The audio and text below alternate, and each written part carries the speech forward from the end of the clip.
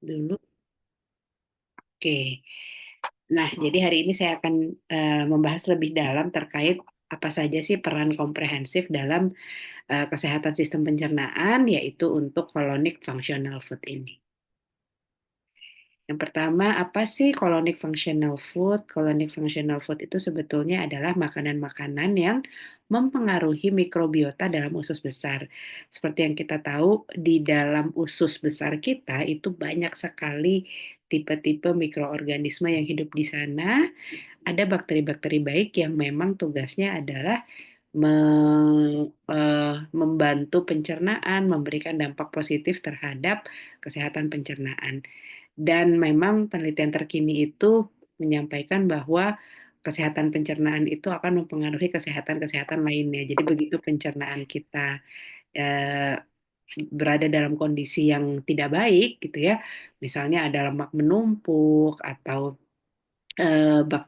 buruknya bakteri jahatnya terlalu banyak, itu akan mempengaruhi kesehatan bagian tubuh lainnya. Selain itu, colonic functional food juga diharapkan dapat mendorong pertumbuhan bakteri yang menguntungkan. Nah, ini ya, tadi ya ada bakteri baik, ada bakteri jahat. Nah, kita pengen yang bakteri yang baik ini eh, lebih banyak gitu ya dibanding bakteri yang tidak baik, sehingga bakteri-bakteri baik ini akan memberikan dampak yang positif terhadap kesehatan usus besar dan juga meningkatkan fungsi usus, menyebabkan makanan tercerna dengan lebih baik, mengurangi dampak negatif kalau misalnya ada alergi-alergi terhadap makanan tertentu misalnya ya. Nah, dampak-dampak ini juga bisa ditekan. Beberapa tipe dari functional foods, yang pertama adalah probiotik. Ini yang sering sekali kalian dengar ya.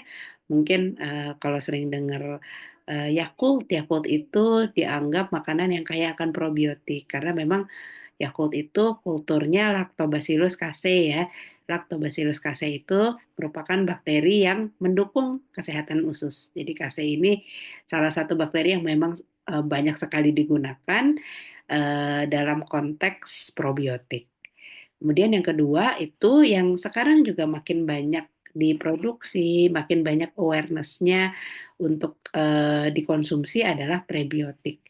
Prebiotik ini adalah sebetulnya dia bukan bakteri, tapi dia adalah bahan makanan. Dia wujudnya adalah makanan dengan komposisi senyawa kimia tertentu, gitu ya, tapi dia tidak dapat dicerna oleh tubuh.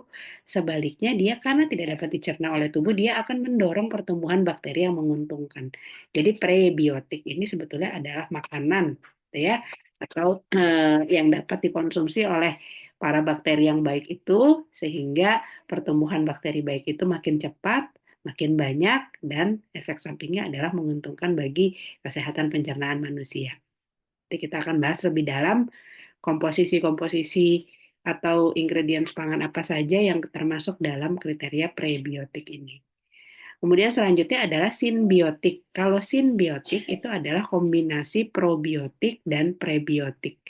Jadi dalam satu produk itu ada kultur bakteri hidupnya ya yang bisa mendukung kesehatan usus, tapi juga dikombinasikan secara saintifik dengan jenis bahan kimia yang kompatibel dengan bakteri tersebut yang juga memiliki sifat prebiotik.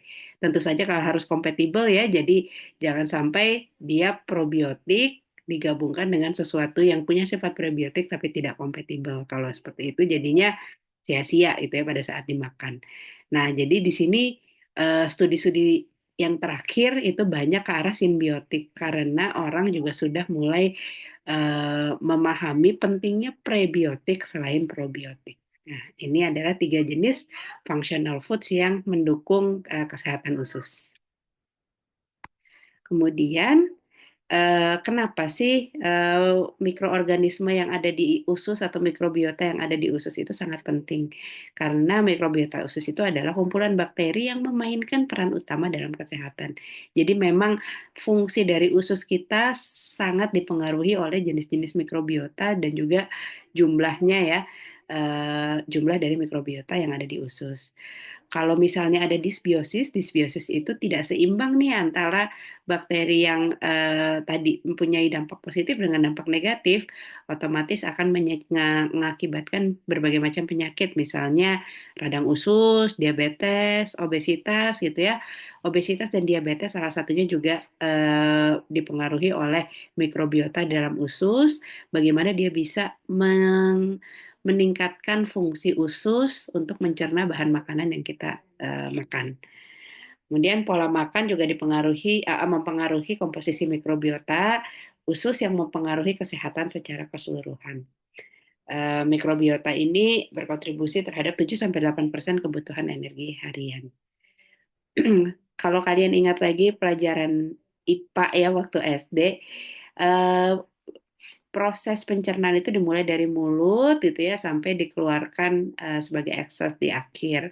Nah, yang kita tahu bahwa melewati lambung dan usus kecil itu relatif cepat. Jadi dia dari mulut, kerongkongan, masuk ke lambung, ke usus kecil itu relatif cepat.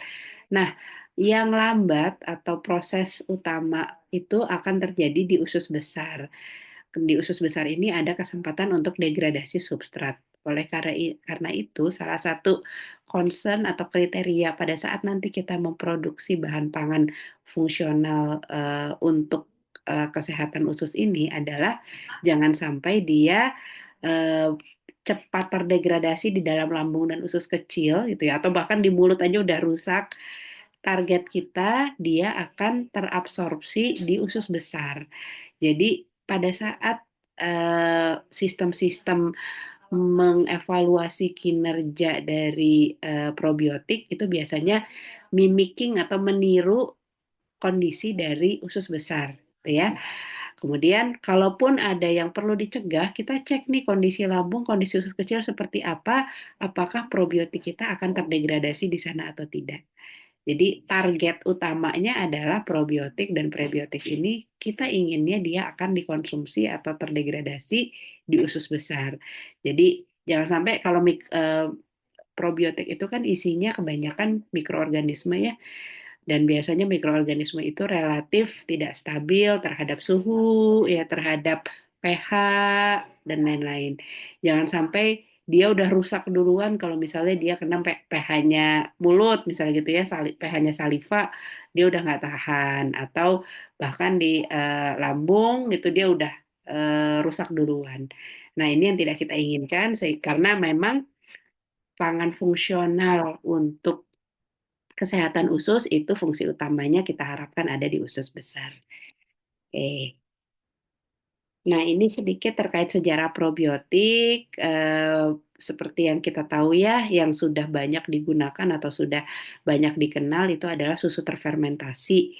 Itu adalah probiotik yang paling lama, lama umurnya, semua orang udah tahu, dan memang sudah eh, terinfokan atau bisa banyak digunakan di daerah-daerah tertentu gitu ya. Jadi kayaknya di Indonesia juga sudah banyak daerah-daerah atau maksudnya desa-desa gitu ya yang mengembangkan susu terfermentasi ini sebagai produk utamanya. Kalau kalian pernah dengar di Padang itu ada yang namanya dadih ya, ada yang dari Sumatera nggak di sini ya.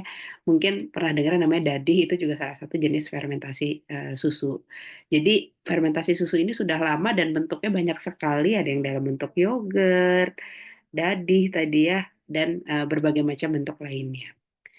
Nah, ini memang klaimnya sudah banyak bahwa memang fermentasi susu ini akan memiliki efek yang menguntungkan bagi bakteri usus. Awalnya dulu adalah pengembangan yogurt tradisional. Nah, utamanya memang strain-strain dari Lactobacillus ini yang paling banyak digunakan sebagai probiotik. Jadi konsep utamanya pertama dari fermentasi tradisional hingga dikembangkan menjadi probiotik modern. Kemudian juga dipelajari bagaimana sih mekanisme ilmiah, gimana sih caranya probiotik ini bisa meningkatkan kinerja usus gitu ya. Kenapa sih probiotik ini bisa bahkan menjadi obat atau P3K utama bagi misalnya kalau ada kesehatan usus yang terganggu, diare dan lain-lain gitu ya. Sekarang biasanya P3K-nya adalah probiotik ini. Dan yang terakhir adalah ke arah pengembangan aplikasi klinis. Dan lanjut lagi, kalau ada yang mau ditanyakan silakan ya sambil raise hand aja atau langsung open mic. Bagaimana sih metabolisme karbohidrat? Tadi ya saya cerita kalau usus besar ini sangat penting bagi metabolisme atau pencernaan tubuh manusia, sehingga probiotik ini kita inginnya akan terdegradasi di bagian usus besar. Produk akhir utamanya kita harapkan di usus besar itu sudah 95 sampai 99% diserap. Kemudian dia sangat berperan dalam metabolisme energi dan efek pada pH usus ini akan sangat berpengaruh terhadap metabolisme.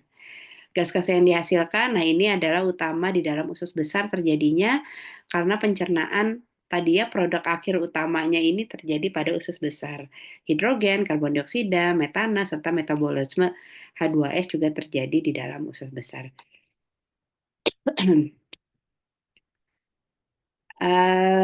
Kalau ini adalah substrat ya, substrat untuk pertumbuhan bakteri. Kalau kita lihat di sini, ternyata bakteri di usus itu sangat banyak membutuhkan starch atau pati, baik pati yang resisten maupun non-starch polisakarida. Ya, ini yang utama. Kemudian gula-gula yang tidak terabsorb. Nah, dan di sini kita lihat ada satu komponen yang lagi naik daun juga ya di bidang pangan fungsional karena banyak sekali yang sudah memahami bahwa oligosakarida ini punya banyak manfaat bagi kesehatan tubuh manusia. Kalau kalian ini tuh oligosakarida tuh sebetulnya serat pangan ya, dietary fiber. Kalau kalian sering dengar fiber cream misalnya ya, fiber cream yang kalian tahu sebagai pengganti santan ya, itu juga salah satu komponen utamanya adalah oligosakarida. Nah, jadi produk-produk sehat yang baru-baru ini dikembangkan ya mungkin 5-10 tahun terakhir itu yang memang menggadang-gadangkan atau klaimnya adalah ini mempunyai banyak serat pangan. Nah, itu biasanya kandungan utamanya adalah oligosakarida. Kemudian juga mungkin ada minuman-minuman yang dianggap punya serat tinggi gitu ya. Jadi yang eh, eh, minuman di botol, saya lupa mereknya apa ya, yang dianggap bisa memenuhi kebutuhan serat harian gitu ya. Nah, itu biasanya juga dia adalah campuran dari oligosakarida ya. Dengan segala klaimnya ya katanya bisa bantu jaga berat badan ideal, bisa meningkatkan konsumsi serat dan lain-lain ya. Nah, ini adalah oligosakarida. Kemudian ada juga kitin. Nah, yang lain-lain ini adalah jumlahnya sedikit ya. Tapi yang empat teratas ini adalah yang utama yang menjadi substrat bagi pertumbuhan bakteri baik yang ada di usus. Oke, kita lanjut kalau belum ada pertanyaan. Apa saja sih karakteristik dan kriteria dari probiotik?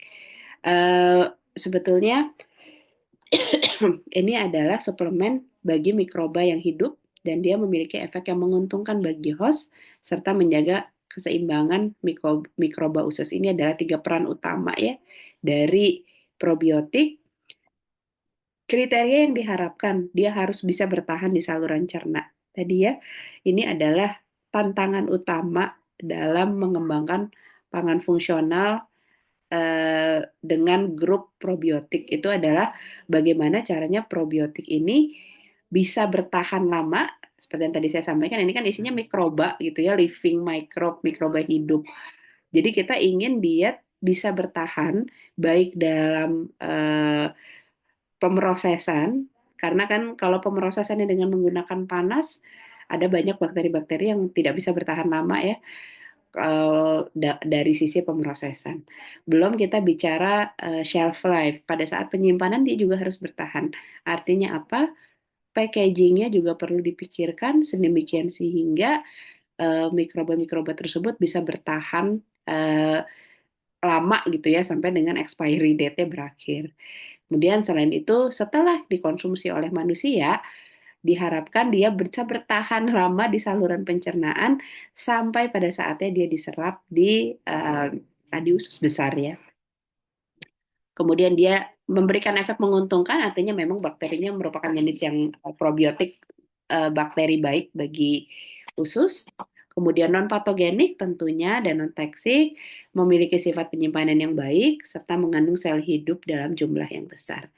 Nah, biasanya makanya kalau kita meneliti dalam bidang probiotik, sel hidup ini, ukuran jumlah sel hidup ini merupakan kuantitas yang penting untuk dilakukan karena harapannya pada saat awal dari culturing gitu ya, dari starter kultur dikembangbiakan, kemudian melalui tahap-tahapan pemrosesan sampai akhirnya dikonsumsi, itu masih mengandung sel hidup yang mungkin ada yang berkurang tapi tidak terlalu besar pengurangannya.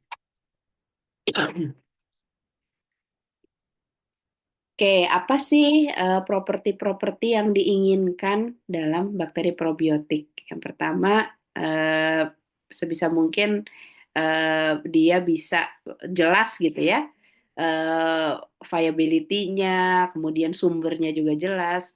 Nanti mungkin teman-teman yang penasaran tentang strain-strain probiotik, mungkin nanti kita bisa undang dosen dari SITH gitu ya untuk cerita lebih lanjut karena kalau dari sisi strainnya kita yang di bidang teknik pangan memang tidak terlalu mendalami bagian itu ya. Kemudian dia diharapkan stability ini merupakan penting ya, menjaga viabilitasnya. Kemudian di dalam usus tentunya juga ya perlu kestabilan. Kemudian dia bisa melawan patogen dan lain-lain. Kemudian dia bisa membentuk koloni di dalam pencernaan manusia, bisa memproduksi antimikrobial, senyawa-senyawa antimikrobial. Dia diharapkan juga bisa bersifat antagonis terhadap bakteri patogen, bisa melawan bakteri-bakteri patogen yang ada di dalam eh, saluran pencernaan atau bahkan di dalam mulut gitu ya. Kemudian tentunya kriteria terakhir ini adalah aman, aman untuk digunakan oleh manusia. Nah, ini juga probiotik diklaim ya memberikan efek positif terhadap masalah intoleransi laktosa. Karena banyak sekali ya seperti yang kita tahu orang-orang yang tidak bisa mencerna laktosa, salah satu penyebabnya adalah kurangnya beta galaktosidase. Kalau kalian familiar, beta galaktosidase ini sebetulnya adalah enzim laktase. Enzim laktase gunanya adalah memecah ya, memecah laktosa. Laktosa itu kan relatif kompleks, dia punya dua turunan menjadi glukosa-glukosa turunannya ya, yang lebih sederhana. Nah, salah satu solusinya adalah bisa juga dianggap mereka bisa mengkonsumsi probiotik. Nah, jadi mungkin saat ini sudah dikembangkan berbagai macam pangan fungsional probiotik yang menyasar target ini ya, target market ini. Kita menghasilkan probiotik dengan aktivitas beta galaktosidase yang ini bisa kok meningkatkan kesehatan usus sehingga mengurangi dampak alergi terhadap laktosa serta dengan begini otomatis apa kesulitan untuk mencerna laktosa itu bisa berkurang. Nah, ini probiotik, dengan mengkonsumsi probiotik katanya sih diharapkan bisa meningkatkan aktivitas beta galaktosidase, laktosanya bisa difermentasi oleh bakteri, dan ujungnya semakin banyak pengembangan produk-produk yang bebas laktosa seperti ini. Ya. Kemudian probiotik juga dianggap bisa mengurangi dampak dari penyakit-penyakit metabolik ya. Misalnya tadi intoleransi laktosa, ada juga yang klaim probiotik itu dapat mengurangi kolesterol, bisa juga mengontrol diabetes, bisa juga meningkatkan penyerapan mineral, misalnya kalsium dan zat besi.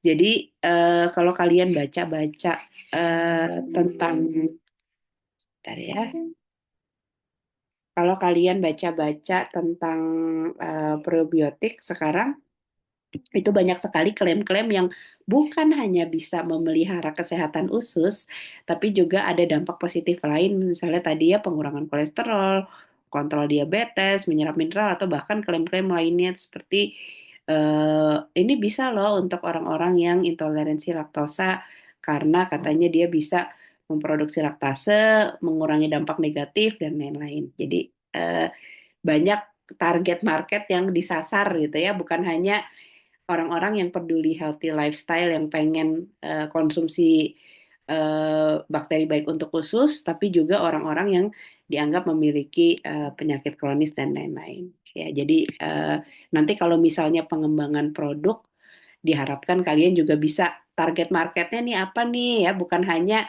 yang bisa memelihara kesehatan usus, tapi bisa juga nih target marketnya orang-orang yang misalnya punya kolesterol tinggi. Ini probiotik ternyata bisa berdampak positif berdasarkan penelitian A, B, dan C. Mungkin bisa diarahkan ke sana. Nah, ini juga probiotik seperti yang tadi saya cerita ya, penyakit-penyakit usus, misalnya rotavirus, kalau kalian tahu, kalian sudah berpengalaman belum ya dengan yang namanya rotavirus? Kalau saya karena punya anak bayi itu biasanya yang pertama di imunisasi salah satunya adalah di 1 tahun awal ya itu adalah rotavirus ini karena begitu eh, bayi kena rotavirus itu bisa sampai kena kematian gitu ya.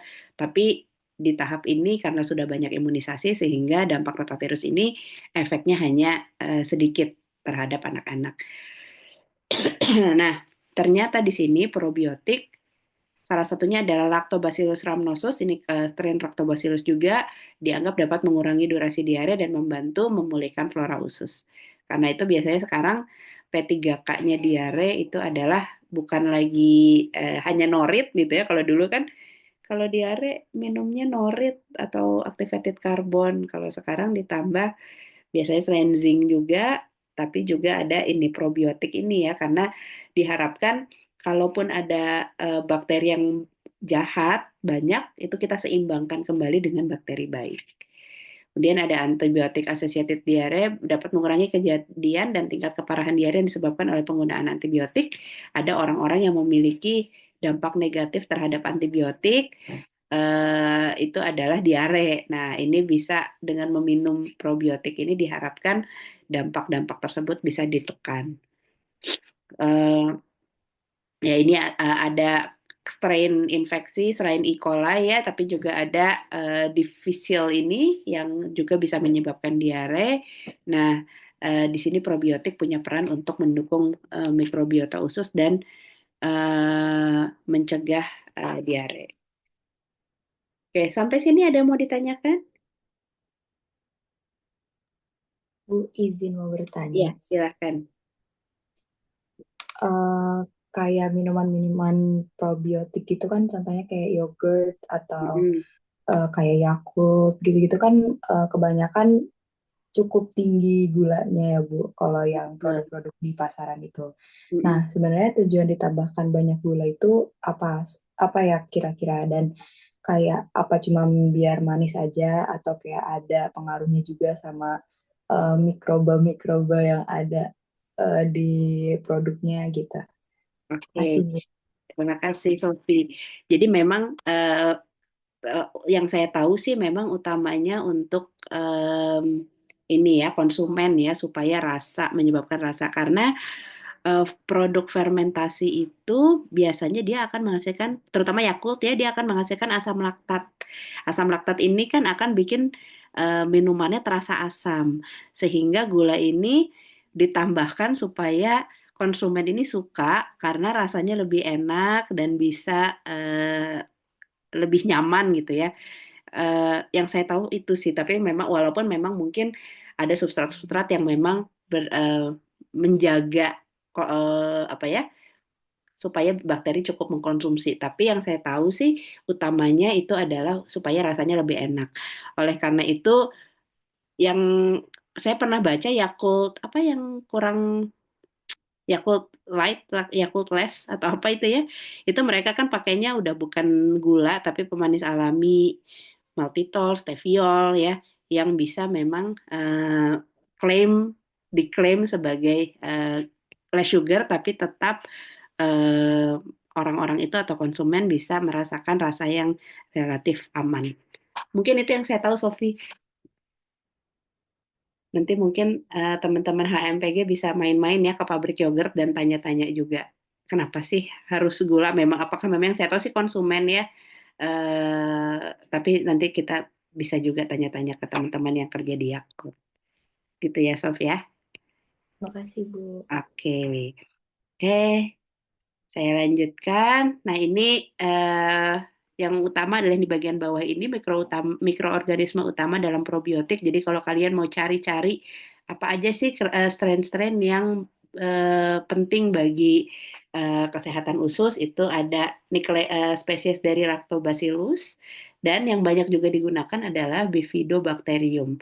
Nah, ini yang sebelah kanan ini jarang ya, kayaknya kalau misalnya yogurt dan lain-lain itu kita taunya yang Lactobacillus, Acidophilus, Casei, Rhamnosus ini kayaknya sering kita dengar, tapi yang Bifidobacterium memang relatif jarang gitu ya, tapi sebetulnya banyak juga manfaatnya bagi kesehatan usus dan sekarang mulai banyak dikembangkan juga. Nah, nanti kalau misalnya ada yang tugas akhirnya atau proyeknya mau menyasar probiotik, silahkan kalian bisa cari eh, perkembangan terkini terkait mikroorganisme-mikroorganisme yang ada di sini ya.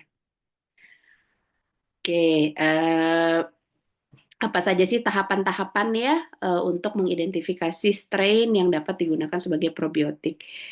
Safety assessment, tentu saja penggunaannya harus aman, tidak boleh ada patogen, resisten, eh, apakah dia resisten terhadap antibiotik atau tidak. Nah, ini profilnya perlu digambarkan. Kemudian technological properties-nya, apakah dia tahan ya, viabilitasnya, apakah dia konsisten atau stabil selama pemrosesan, selama penyimpanan. Stabilitas dalam matriks produk juga perlu dipikirkan ya, seperti yang kita tahu apakah dia lebih baik matriksnya itu banyak air atau seperti apa supaya menghasilkan produk yang relatif stabil. Kemudian tentu saja yang penting juga adalah functional properties-nya, apakah dia sesuai dengan sel-sel usus manusia, apakah dia bisa memproduksi antimikroba, apakah dia ada efek terhadap imunitas, sama juga tadi ya, apakah dia bisa bereaksi patogen terhadap eh, mikroba-mikroba yang berdampak negatif itu atau mempunyai aktivitas negatif terhadap usus. Nah, itu juga dicek functional properties-nya. Dan di tahap akhir tentunya butuh clinical validation, studi in vitro, uji coba pada hewan, uji klinis pada manusia juga. Ya, ini adalah tahapan-tahapan identifikasi kalau mau mencari strain baru yang bisa dikembangkan untuk kesehatan usus manusia. Tapi sebetulnya kita di teknik pangan tidak menyasar ini ya, karena kita mah itu biar teman-teman di mikrobiologi atau di biologi yang bekerja, kita tinggal memanfaatkan, oh ada strain baru ini nih yang bisa berdampak positif. Oke, itu kita kembangkan, kita proses, kita cari alternatif proses yang eh, cocok, yang bisa menjaga dia supaya tetap hidup gitu ya sampai di pencernaan. Nah, itu adalah bagian kita. Ini beberapa contoh eh, efek-efek menguntungkan dari probiotik yang ada tadi ya, Lactobacillus. Ternyata dia bisa mengurangi atau berdampak positif bagi penyakit-penyakit diare, mengurangi resiko dari kelainan pada saluran pencernaan, kemudian mengurangi infeksi ini ya bakteri khusus ini H. pylori, kemudian dan lain-lain. Kalau KC ini Yakult itu berpengaruh di dalam kalau ada diare diakibatkan oleh rotavirus, juga gastrointestinal disorder juga, eh, dan lain-lain. Nah, ini berbagai jenis efek-efek menguntungkan dari jenis Lactobacillus dan juga tadi Bifidobacterium juga banyak ya. Ternyata Bifidobacterium itu juga, nah ini dapat meningkatkan eh, pencernaan dari laktos, ketercernaan dari laktos yang ada di tubuh manusia.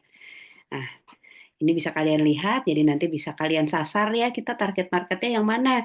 Kita mau menyasar probiotik untuk menurunkan level kolesterol. Oke, kita cari yang bisa menurunkan level kolesterol. Oh, ini nih, berarti kita probiotiknya harus yang mengandung Lactobacillus acidophilus and CFM gitu ya.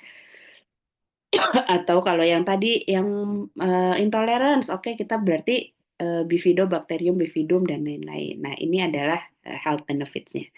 Itulah kenapa ya mereka dikategorikan atau probiotik ini, strain-strain probiotik ini dikategorikan dalam functional food karena dia sudah mulai menyasar untuk mengurangi penyakit-penyakit kronis ya. Ini saya nggak tahu kalau yang imun sistem juga bahkan ya bisa menstimulasi imun sistem. Obesitas ada nggak ya obesitas di sini? Nanti kalian bisa cari ya. Tadi kan katanya ada yang klaimnya bisa berpengaruh dampak positif terhadap penyakit-penyakit obesitas. Di sini bahkan Lactobacillus rhamnosus juga berdampak positif untuk mulut ya karena dia bisa mengurangi resiko dari karies gigi. Nah, ini adalah hal-hal yang menyebabkan strain-strain tersebut dikategorikan dalam functional food. Ini juga ya tadi ya ternyata probiotik itu selain tadi bisa mengurangi eh, penyakit-penyakit kronis, kolesterol, obesitas dan lain-lain juga ternyata bisa berdampak positif untuk imunitas kita. Katanya sih probiotik dapat meningkatkan produksi imunoglobulin dalam usus sehingga memperkuat penghalang usus. Mereka juga bisa mengaktifkan sel pembunuh alami dan makrofag untuk meningkatkan pengawasan kekebalan tubuh dan melawan infeksi, serta memodulasi sitokin, membantu mengatur respon kekebalan tubuh dalam kondisi peradangan kronis. Ya, jadi makin banyak ya dampak positif dari probiotik untuk kesehatan tubuh manusia.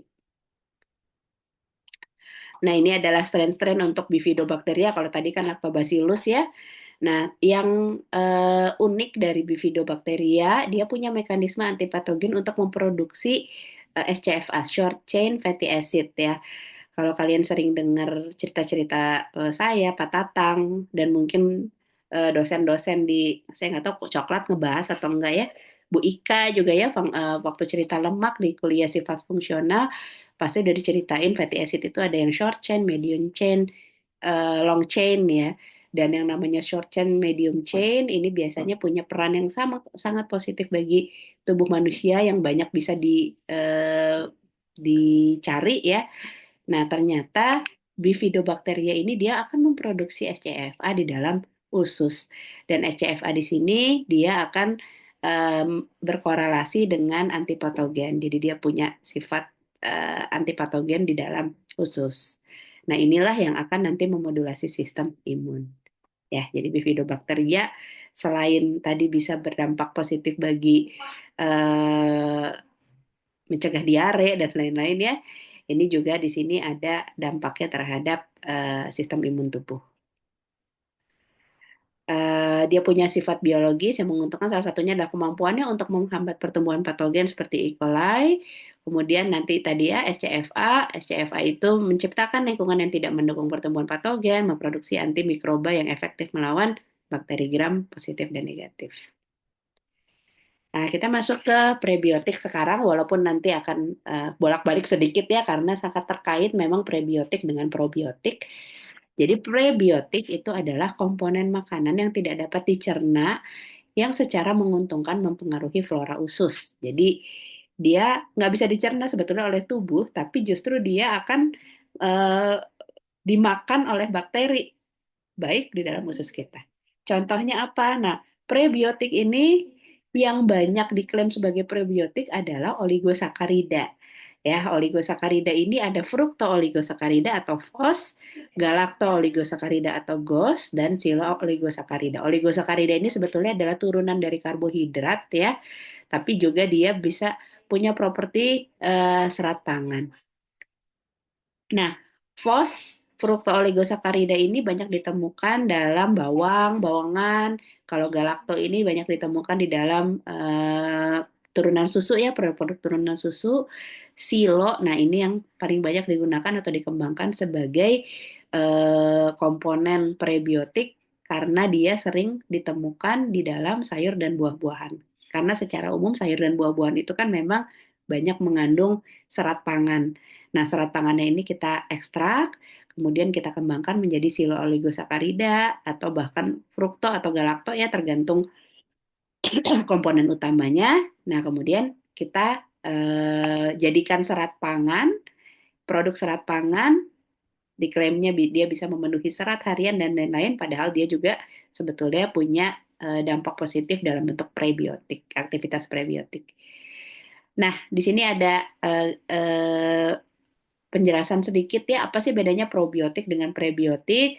Kalau probiotik itu adalah bakteri-bakteri baiknya yang ada di usus kita atau di saluran pencernaan.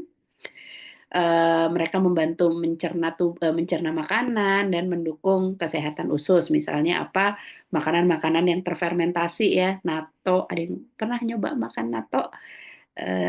Rasanya nggak enak ya katanya ya. Saya juga belum pernah nyoba. Kemudian kalau yang khas lokal Indonesia ada tempe, kimchi dari Korea, miso dari Jepang ya dan lain-lain.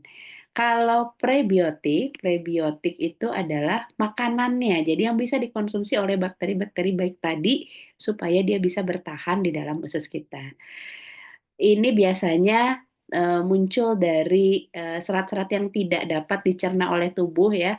Misalnya asparagus, garlic, pisang, jikama apa ini jikama saya juga baru tahu nih jikama apa ya akar cikori, Jerusalem artichok. Nah, ini dua ini banyak digunakan atau banyak dimanfaatkan untuk memproduksi inulin ya, serat pangan inulin. Kemudian ini adalah daun bawang atau sayuran-sayuran lain yang eh, berdaun hijau biasanya ya. Nah, ini adalah prebiotik. Kalau kita lihat di sini memang sangat kental hubungannya dengan serat ya. Makanya biasanya kalau orang yang eh, banyak makan serat, otomatis dia akan bisa menjaga kesehatan ususnya. Kenapa? Karena otomatis dengan kita makan serat pangan itu dia akan memiliki aktivitas prebiotik sehingga dapat dimanfaatkan oleh bakteri-bakteri baik di usus untuk tumbuh. Itulah ya alasannya. Nah, ternyata di sini prebiotik itu ada hubungannya selain tadi ya berdampak positif bagi kesehatan usus. Studi-studi terakhir juga menyatakan bahwa prebiotik bisa meningkatkan penyerapan kalsium, meningkatkan kepadatan mineral tulang serta mencegah osteoporosis. Asam lemak rantai pendek di sini juga dapat dihasilkan oleh fermentasi prebiotik, dapat mendukung metabolisme tulang. Jadi ada hubungannya juga ya bahwa prebiotik itu ternyata merupakan makanan fungsional yang juga punya diversifikasi benefit gitu ya, bukan hanya untuk usus tapi juga untuk kesehatan tulang. Nah, prebiotik itu akan difermentasi oleh bakteri menguntungkan dalam usus. Nah, biasanya proses fermentasinya itu akan menghasilkan SCFA atau asam lemak rantai pendek. Contoh asam lemak rantai pendek ini salah satunya adalah asetat, butirat, asam asetat ya, asam asetat, asam butirat yang bermanfaat bagi kesehatan usus besar. Contoh-contohnya produknya yang diklaim sebagai prebiotik, yogurt, susu fermentasi keju, dalam bentuk suplemen juga, minuman buah, minuman olahraga, serta seringkali sekarang ada aplikasi es krim, coklat, produk sereal yang mengandung probiotik dan prebiotik. Eh, kita masuk ke market ya, market untuk functional foods, colonic functional foods, salah satunya pasar prebiotik dan probiotik. Ini meningkatnya permintaan akan makanan fungsional karena orang-orang semakin sadar akan kesehatan usus. Kemarin saya datang di salah satu conference inovasi pangan, itu mereka punya satu sesi khusus untuk diskusi tentang probiotik atau kesehatan usus ini. Dan memang banyak sekali, utamanya malah orang Jepang ya, yang memang sangat aware dengan kesehatan usus. Mereka aktif sekali mengembangkan strain-strain yang baru yang dapat dikembangkan atau memiliki dampak positif bagi kesehatan usus. Kemudian ada produk-produk komersial seperti susu fermentasi, suplemen, makanan yang diperkaya dengan prebiotik, probiotik akan menjadi lebih umum sekarang. Tapi tantangannya sekali lagi rintangan regulasi karena banyak yang menganggap eh, ini ya, tadi ya, ini kan strain baru atau ini kayaknya masukin living mikroorganisme ke dalam tubuh gitu ya. Itu juga ada sentimen-sentimen tertentu yang menyebabkan hambatan dari pengembangan makanan fungsional prebiotik dan prebiotik ini. Ini beberapa contohnya dalam konteks prebiotik-probiotik, berbagai macam kategori ya, food care produk, mineral nutrien, diabetes, hipertensi, obesitif. Nah, probiotik bakteria ini meningkat dari, ini dalam billion yen ya, 97,9, 186,3 di tahun 99, hingga di tahun 2001, 317,1. Nah, ini saya belum dapat data terakhir, tapi kalau kita lihat di sini dibandingkan dengan market growth untuk produk-produk lainnya, ini probiotik bakteria ini relatif jauh lebih tinggi ya, bahkan berkali-kali lipat.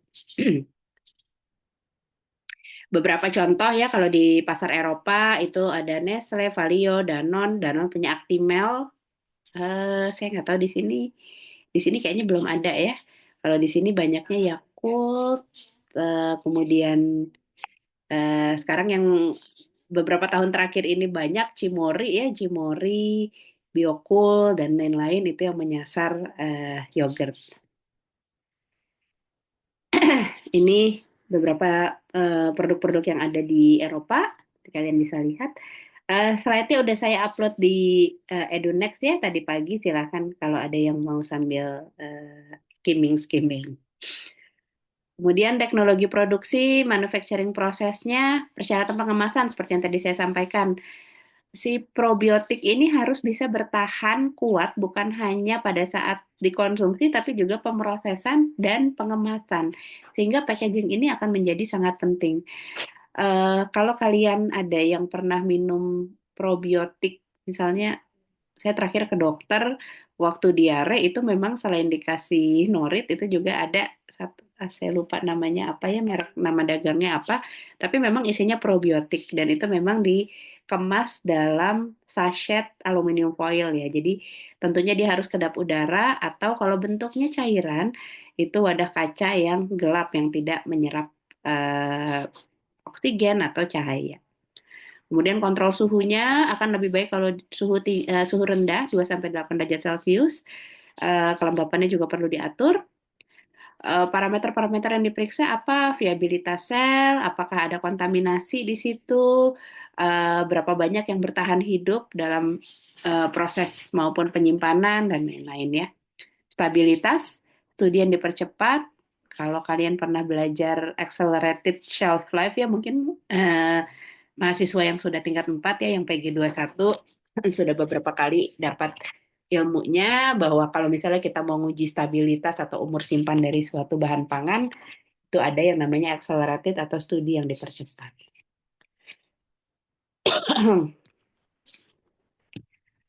Oke, kita masuk ke trennya sekarang. Tren yang sedang berkembang apa sih?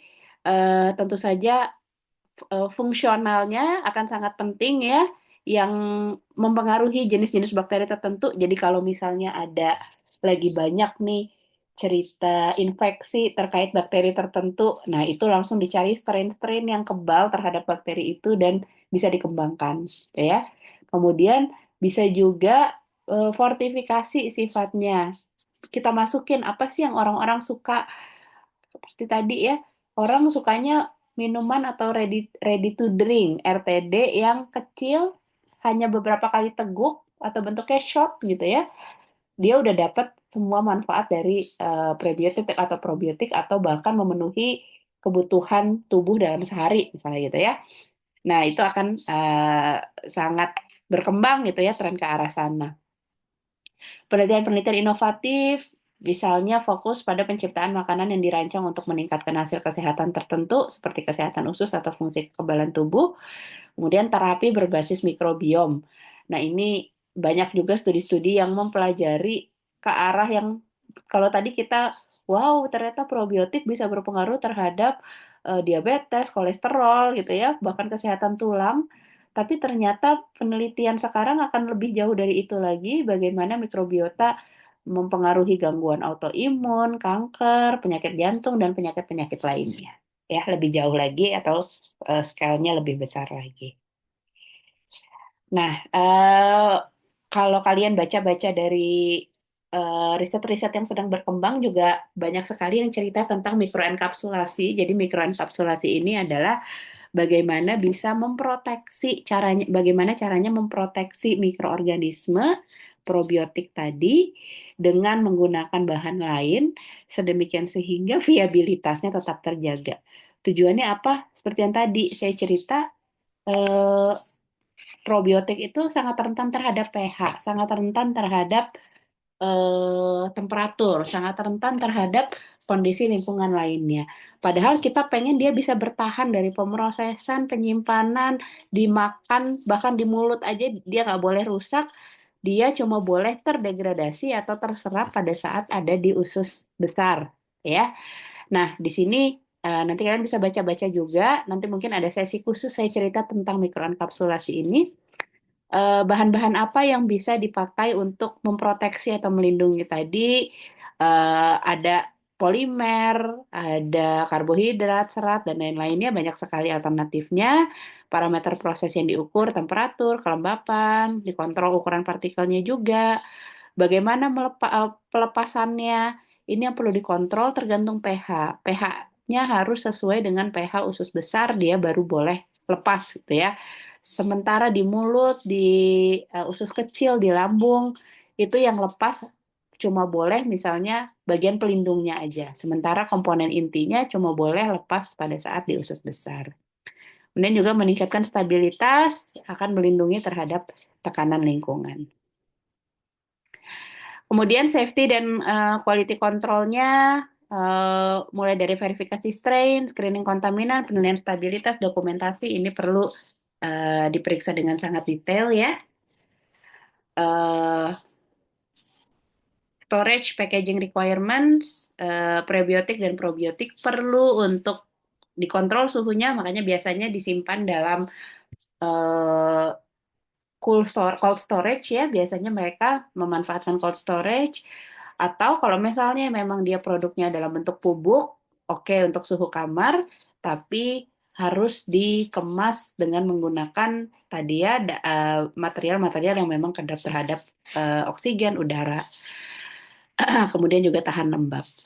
Perlu dipantau viabilitas, kemudian rantai dinginnya, rantai pasok dingin, supply chain-nya perlu dicek, juga pemantauan suhu. Nah, tadi kita udah bicara probiotik, prebiotik. Seperti tadi di awal saya cerita, ada yang namanya simbiotik. Simbiotik ini menggabungkan antara probiotik dengan prebiotik. Karena tadi probiotik dan prebiotik itu saling terkait gitu ya, sehingga akan banyak sekali manfaat yang bisa dimaksimalkan kalau dalam satu produk kita punya probiotik dan prebiotik. Jadi simbiotik ini menggabungkan probiotik dan prebiotik untuk memberikan manfaat kesehatan yang saling melengkapi. Tujuannya untuk meningkatkan kelangsungan hidup dan aktivitas bakteri menguntungkan dalam usus besar. Contohnya produk yogurt, jadi produk turunan susu ya, yogurt, dia sudah punya bakteri hidup, tapi kemudian dia ditambahkan serat probiotik di situ ya. Jadi memang seperti yang tadi kita tahu, produk turunan susu itu kan dia selain punya bakteri hidup, seperti produk fermentasi susu ya, dia punya bakteri-bakteri hidup hasil dari yang juga digunakan untuk memfermentasi, tapi dia juga merupakan prebiotik juga. Nah, di sini produk yoga tertentu punya dua sifat itu sehingga dia merupakan produk simbiotik. Ya ini beberapa benefit atau keuntungan dari simbiotik. Formulasinya apa saja? Pertama, memilih komponen. Strain probiotik sama prebiotiknya harus kompatibel, jangan sampai tidak kompatibel ya. Dicek apakah ada efek sinergis. Efek sinergis itu kalau misalnya probiotik, dia menghasilkan dampak skala 5. Prebiotik menghasilkan dampak skala 5. Apakah kalau digabung dia akan menghasilkan 10 dampak positifnya atau bahkan 12 gitu ya. Kalau ada efek sinergis dia dampaknya 12. Atau sebaliknya kalau digabung malah turun dampak dampak positifnya. Uh, itu yang tidak diharapkan. Nah, ini interaksinya di sini apakah ada efek sinergis atau tidak? Apakah ada peningkatan pertumbuhan bakteri baik di sini? Bagaimana stabilitasnya? Kemudian sistem pengirimannya, desain matriksnya seperti apa? Biasanya kalau ada kombinasi-kombinasi seperti ini akan relatif kompleks sistemnya ya, karena perlu dipikirkan untuk dua komponen ini. Misalnya di prebiotik dia stabil, di prebiotik ternyata tidak. Karena seperti yang kita tahu biasanya prebiotik itu serat-serat pangan relatif sulit larut ya di dalam eh, pelarut biasa, sehingga perlu dipikirkan desain matriksnya seperti apa. Nah, kemudian mekanisme perlindungannya seperti apa, kontrol pelepasan seperti tadi ya, mau dilepasnya di mana dengan kondisi operasi berapa, berarti kita perlu inovasi perlindungannya seperti apa. Contoh-contoh aplikasinya produk susu, bisa dalam bentuk suplemen atau makanan fungsional, functional food dalam bentuk banyaknya bisa jadi tadi yogurt atau makanan ringan lainnya yang memang eh, bisa memiliki matriks yang visible untuk probiotik dan juga prebiotik. Eh, ini beberapa contoh keuntungan-keuntungan dari probiotik ya. Ini masih probiotik rasanya ya. Activity of probiotik ya, masih probiotik. Ini yang ternyata kanker usus dan functional food itu relatif berhubungan, dan di sini bagaimana makanan-makanan fungsional yang diklaim bisa mempengaruhi eh, kesehatan usus itu juga ternyata berperan baik untuk pencegahan kanker usus ya, pendekatan preventif, karena dia akan menyebabkan asupannya tinggi serat karena ada prebiotik ya, dapat mengurangi akumulasi metabolik berbahaya dan memperbaiki mikroflora usus, kemudian bisa mencegah gangguan pencernaan dan penyakit usus besar dan lain-lain. Mereka juga punya aspek imunomodulator ya. Tadi juga sudah saya cerahkan bagaimana bakteri-bakteri baik ini bisa berdampak terhadap kesehatan imun tubuh manusia. Ini background cerita sedikit. Dulu ada wabah E. coli di Lanarkshire tahun 1996. Kemudian di sini ternyata karena ada wabah ini, ternyata itulah yang mengangkat Bifidobacteria jenis infantis dan longum, karena ternyata dia punya efek-efek yang terkuat. Seperti halnya mungkin COVID kemarin ya, tiba-tiba ada wabah COVID, kemudian dicari apa yang bisa menghambat perkembangan dari COVID ini. Nah, kebetulan kalau COVID itu kan penyakitnya ada di sistem pernafasan. Kalau ini wabah-wabah yang terkait saluran pencernaan itu dicari strain bakteri yang bisa melawan, yang bisa menghasilkan patogen terhadap bakteri-bakteri tersebut. Ya, uh, ini clinical effect ya, aplikasi dalam probiotik dan prebiotik. Nanti kalian bisa cek juga aspek keamanan dan regulasinya. Tentu saja kalau kita bicara dari sisi aturan pangan, aspek keamanan ini akan menjadi hal yang penting. Ini beberapa rekomendasinya ya, bahwa produsen misalnya punya tanggung jawab yang sangat besar untuk memastikan keamanan dari produk pangan ini dan lain-lain. Arah pengembangan masa depan, teknologi tadi ya saya cerita strain baru itu akan sangat penting karena seperti yang kita tahu akan banyak sekali pengembangan-pengembangan dari atau virus-virus yang baru juga, tantangan-tantangan misalnya ternyata kita harapkan prebiotik dan prebiotik ini bisa berdampak positif bagi penyakit A, B, dan C, dan seterusnya. Untuk itu, strain baru akan sangat bermanfaat. Kemudian metode produksinya, bagaimana supaya menjamin viabilitasnya tetap tinggi, stabilitasnya baik, perkembangbiakannya juga baik, dan lain-lain. Serta di tahap terakhir formulasi, gimana caranya supaya konsumen itu lebih mau beli produk ini. Tadi ya, gimana kalau misalnya kita nggak mau pakai gula kebanyakan, Kalau gitu kita cobain tambahin pemanis alami yang sehat apa, atau misalnya digabungnya dengan makanan-makanan ringan yang orang suka, probiotik.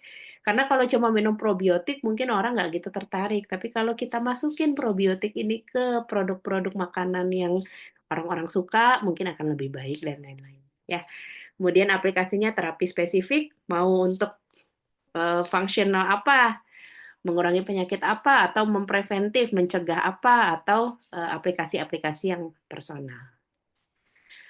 Oke, mungkin itu pengantarnya ya, seperti yang saya sampaikan, selalu dalam kuliah ini saya ingin lebih banyak kalian yang aktif, sehingga di sisa waktu, mungkin sampai minggu depan, saya minta, mungkin eh, sambil saya tulis ya, tugas untuk minggu depan.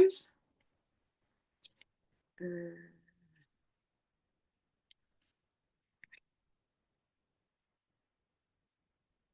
dan sudah bisa terlihat ya.